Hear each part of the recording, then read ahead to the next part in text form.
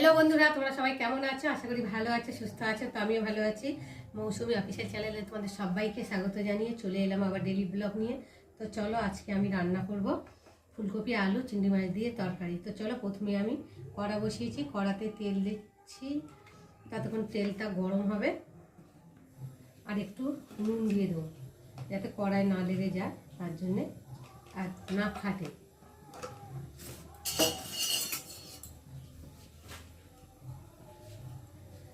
ভালো করে তেলটা গরম করে নেবো।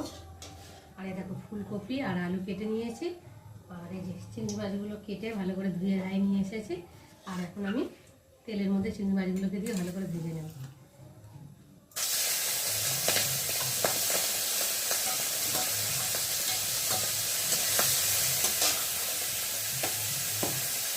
এবার দিয়ে দেবো হলুদ।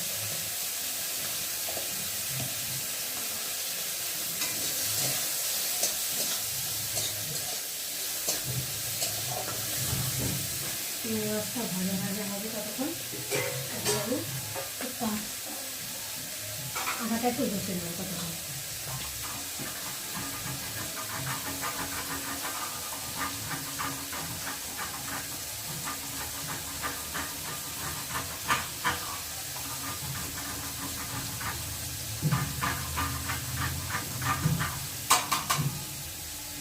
দেখো, আটাটা বসে নিয়েছি। এখন চিংড়ি মাছগুলোকে ভালো করে একটু ভেজে নেবো।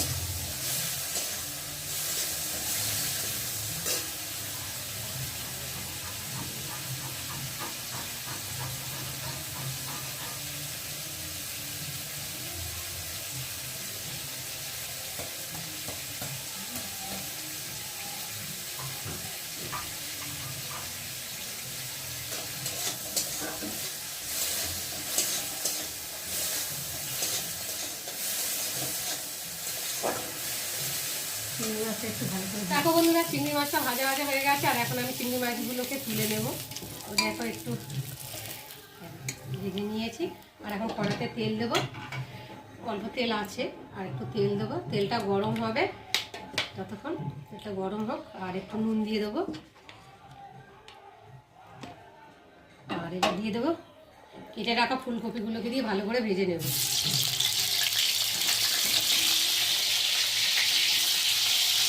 ফুলকপিটা তো আগে ভেজে নিলে তাহলে টেস্ট হয়,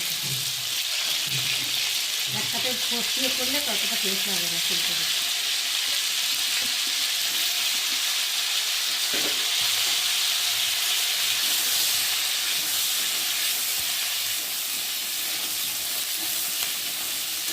বন্ধুরা, ফুলকপিগুলো ভালোভাবে ভেজে নিয়েছি।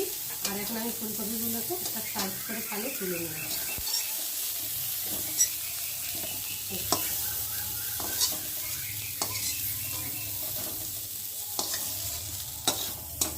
একটা আলুও চলে যাচ্ছে। এবার কড়াতে তেল দেব।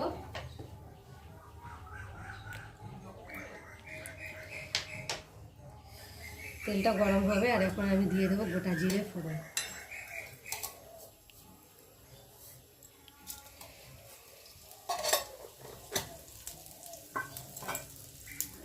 জিরেটা ভালো করে একটু ভেজে নেব।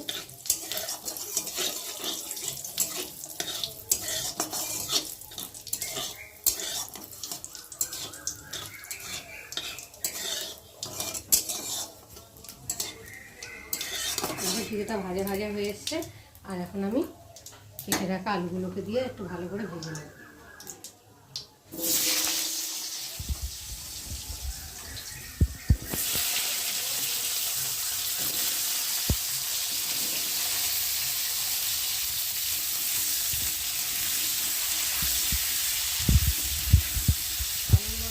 দেখো বন্ধুরা, আলুটা ভেজে নিয়েছি। আর এখন পরিমাণ মতো নুন দিয়ে দেবো,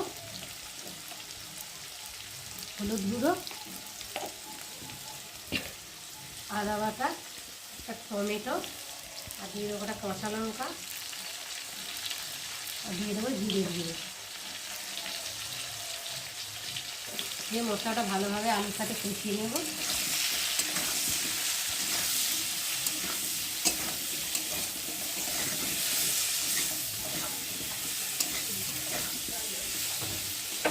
মশলাটা দিয়ে এবার ভেজে রাখা ফুলকপিটাকে দিয়ে মশলার সাথে কষিয়ে নেব। চিংড়ি মাছগুলো দিয়ে দিলাম একসাথে।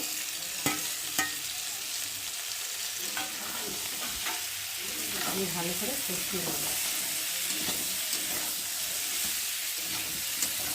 দেখো বন্ধুরা, ভালোভাবে মশলার সাথে কষিয়ে নিয়েছি, আর এখন আমি জল দিয়ে ভালো করে সেদ্ধ করে দেবো, নিয়ে আর ঢাকা দিয়ে দেবো। জল দেওয়া হয়ে গেল।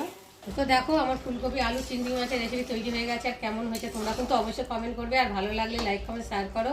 আর আবার চ্যানেলে যদি নতুন হয়ে থাকো চ্যানেলটাকে সাবস্ক্রাইব করো। আবার তোমাদের সঙ্গে দেখা হবে পরের ব্লগে, ততক্ষণ তোমরা তোমাদের খেয়াল রাখো।